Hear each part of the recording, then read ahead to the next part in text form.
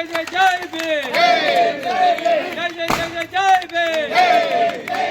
बोलो भारत अंबेडकर की जय, बोलो भारत अंबेडकर की जय, बोलो भारत अंबेडकर की जय। जिंदाबाद जिंदाबाद जिंदाबाद जिंदाबाद जिंदाबाद। ಡಾಕ್ಟರ್ ಬಾಬಾ ಸಾಹೇಬ್ ಅಂಬೇಡ್ಕರ್ ಅವರು ಜನಿಸಿ 135 ವರ್ಷಗಳಾಗ್ತಾ ಇದೆ. ಇವತ್ತು ಗಾಂಧಿನಗರದಲ್ಲಿ ಅವರ ನೆನಪಿಗೋಸ್ಕರ ಅವರೆಲ್ಲರೂ ಕೂಡ ಬಾಬಾ ಸಾಹೇಬರು ನಮ್ಮ ಒಟ್ಟಿಗಿದ್ದಾರೆ ಅಂತೇಳಿ ನಿರಂತರವಾಗಿ ಪ್ರತಿಕ್ಷಣವೂ ಕೂಡ ಅವರ ಋಣದಲ್ಲಿ ಬದುಕ್ತಾ ಇರ್ತಕ್ಕಂಥ ನಾವುಗಳು ಗಾಂಧಿನಗರದ ಈ ಒಂದು 8ನೇ ಕ್ರಾಸ್ಗೆ ಜೈವಿ ವೃತ್ತ ಅಂತೇಳಿ ನಾಮಕರಣ ಮಾಡಬೇಕು ಅನ್ನೋ ಉದ್ದೇಶವನ್ನು ಬಲರಾಜಣ್ಣವರು ಮತ್ತು ನಮ್ಮ ಜನಾರ್ದನ್ ಸ್ವಾಮಿ ಸರ್ ಅವರು ವ್ಯಕ್ತಪಡಿಸಿ ಮಾತಾಡ್ತಾ, ಅದ್ರ ಜೊತೆಗೆ ನಮ್ಮ ಮಾಜಿ ನಗರಸಭಾ ಸದಸ್ಯರಾದಂಥ ಸುಮಯ್ಯ ಮೇಡಮ್ ಅವರು ಕೂಡ ಜೊತೆಗೆ ಈ ಸ್ಥಳ ಒಂದು ವಾರದಿಂದ ಹೇಗಿತ್ತು ಅಂತ ನೀವೆಲ್ಲರೂ ಕೂಡ ನೋಡಿದ್ರಿ. ಪ್ರತಿಯೊಬ್ಬರು ಇಲ್ಲಿ ಬಂದರೆ ಮುಚ್ಕೊಂಡು ಹೋಗ್ತಾ ಇದ್ರು.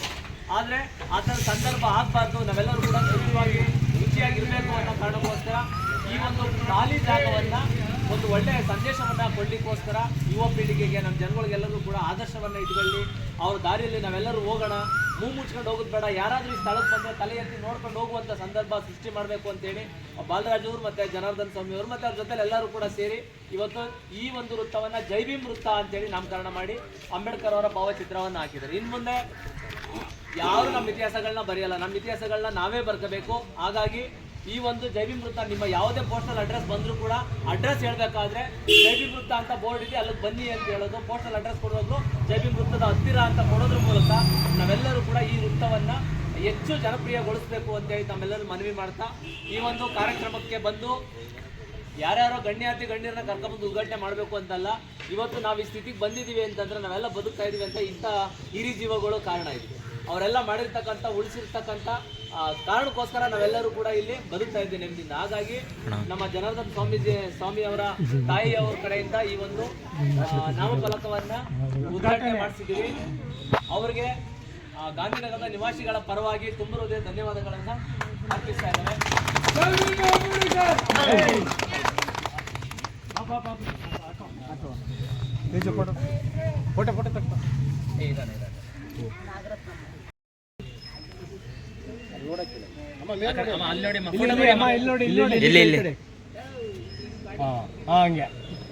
ಕಣ್ಬಿಡಿ.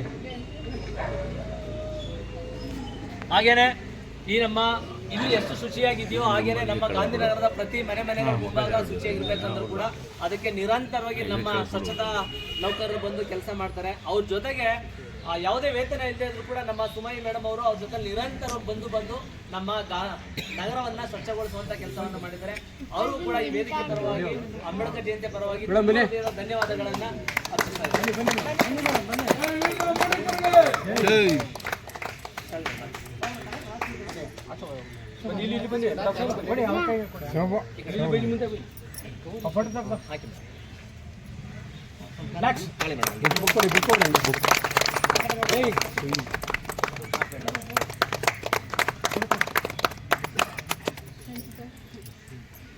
ಹಾಗೇನೆ ಈ ಒಂದು ಕಾರ್ಯಕ್ರಮಕ್ಕೆ ನಿರಂತರವಾಗಿ ಈ ಶೋಷಿತ ವರ್ಗಗಳು ಯಾವುದೇ ಕಾರ್ಯಕ್ರಮ ಮಾಡಿದ್ರು ಕೂಡ ಅದರಲ್ಲಿ ನಿರಂತರವಾಗಿ ನಮ್ಮ ಅಮ್ಜದ್ ಪಾಷಾ ಸರ್ ಅವರು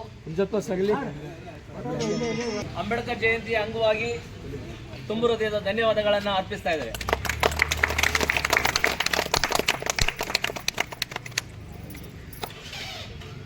ಹಾಗೇನೆ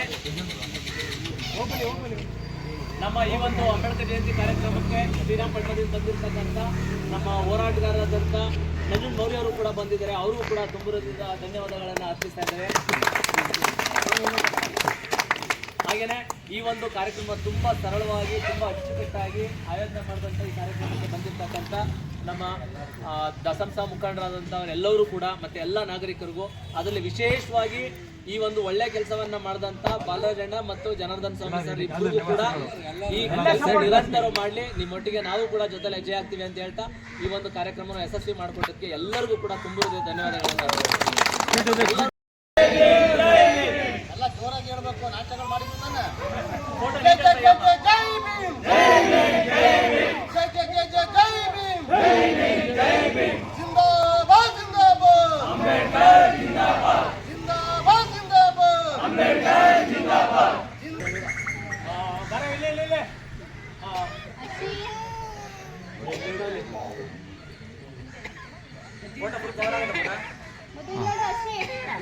ಹಾಂ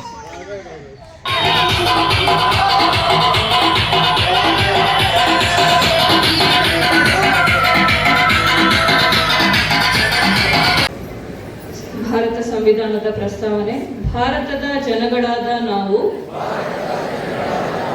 ಭಾರತವನ್ನು ಒಂದು ಸಾರ್ವಭೌಮ, ಸಮಾಜವಾದಿ, ಸರ್ವಧರ್ಮ, ಸಮಭಾವದ, ಪ್ರಜಾಸತ್ತಾತ್ಮಕ ಗಣರಾಜ್ಯವಾಗಿ ರಚಿಸಲು ಮತ್ತು ಅದರ ಸಮಸ್ತ ನಾಗರಿಕರಿಗೆ